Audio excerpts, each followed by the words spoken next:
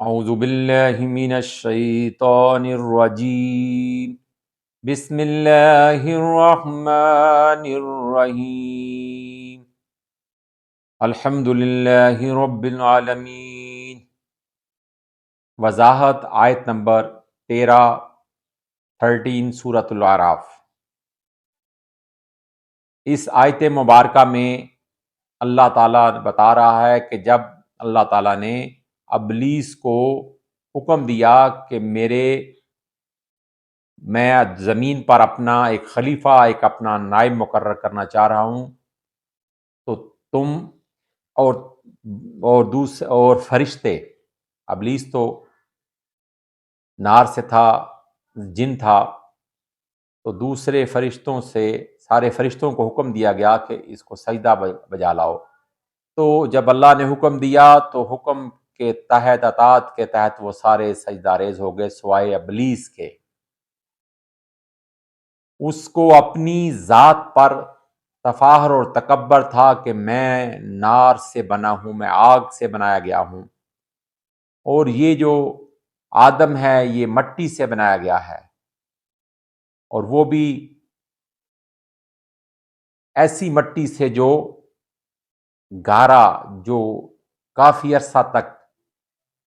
پڑی رہتی ہے، تو پھر وہ غلاظت کی اس میں بو بھی آتی ہے، پھر اس کے بعد وہ اس سے جب وہ گاڑھی ہوتی ہے تو پھر اس کو اس مٹی سے بنایا گیا، اس کو خلق کیا گیا۔ تو یہ تفاخر اور تکبر کی بنا پر اسے یہ بڑا تھا کہ میں اپنی حیثیت میں، اپنی ذات میں، اور اپنی پہچان میں، اور اپنی اطاعت میں اللہ کی بڑی بندگی کرنے والا ہوں۔ تو اس نے اللہ کو کہا کہ یہ تو نار سے بنا ہے اور میں آگ سے۔ تو ابلیس کو اسی وقت حکم ملا اللہ کی طرف سے، جا میری جناب سے دفع ہو جا، تو نے میری نافرمانی کی اور میری اطاعت سے رکنے کے باعث اب تو یہاں جنت میں نہیں رہ سکتا، یہاں سے اتر جا، کیونکہ یہ جگہ تکبر کرنے والوں کے لیے نہیں ہے، یہ تو بندگی کرنے والوں کے لیے ہے، یہ تو عاجزی کرنے والوں کے لیے ہے۔ بعض نے کہا ہے کہ فیہا کی ضمیر کا مرجع منزلت ہے، یعنی جن ملکوت اعلی میں تو ہے، اس مرتبے میں کوئی سرکش رہ نہیں سکتا، جا یہاں سے چلا جا، تو اپنی سرکشی کے بدلے ذلیل و خوار و رسوا ہوگا، اور تو ان میں شامل ہے، ان ہستیوں میں شامل ہے، ان لوگوں میں شامل ہے جو ذلت و رسوائی جن کا مقدر ہے۔ تیری ضد اور ہٹ کی یہی سزا ہے۔ اب اس لعنین نے وہ گھبرایا اور اللہ سے مہلت چاہنے لگا کہ اللہ مجھے قیامت تک کی ڈیل دی جائے، کیونکہ جناب باری تعالی جل جلالہ کی اس میں مصلحتیں اور حکمتیں تھیں۔ بھلے بروں کو دنیا میں ظاہر کرنا تھا اور اپنی حجت پوری کرنا تھی۔ اس ملعون کی اس درخواست کو منظور فرما لیا۔ اس حکام پر کہ کسی کی حکومت نہیں، اس کے سامنے بولنے کی کسی کو مجال نہیں، اللہ تعالیٰ کی حاکمیت پر کسی کی حکومت نہیں، اس کے سامنے بولنے کی کسی کو مجال نہیں،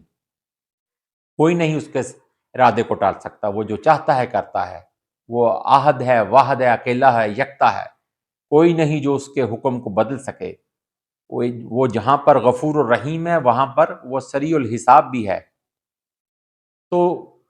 اب اس تفاخر تکبر نے شیطان کو بھی مروایا۔ اب شیطان انسانوں کے اندر اس کے نفس کے ذریعے وار کرتا ہے، اور انسان بھی جو اس کے پیروکار ہیں، جو اس کے مرید بن جاتے ہیں، وہ سمجھتے ہیں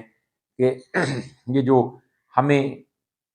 عزت ملی ہے، جو عہدہ ملا ہے، جو رتبہ ملا ہے، جو پیسہ ملا ہے، جو مقام ملا ہے، یہ شاید ہماری نعمت، یہ شاید ہماری عقل مندی کی وجہ سے ہے۔ نہیں،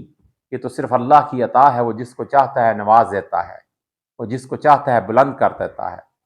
تو اس لیے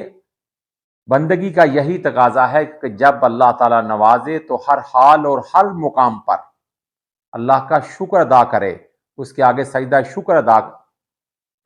کرے۔ اللہ تعالیٰ ہم سب کو اس کی توفیق عطا فرمائے اور تفخر سے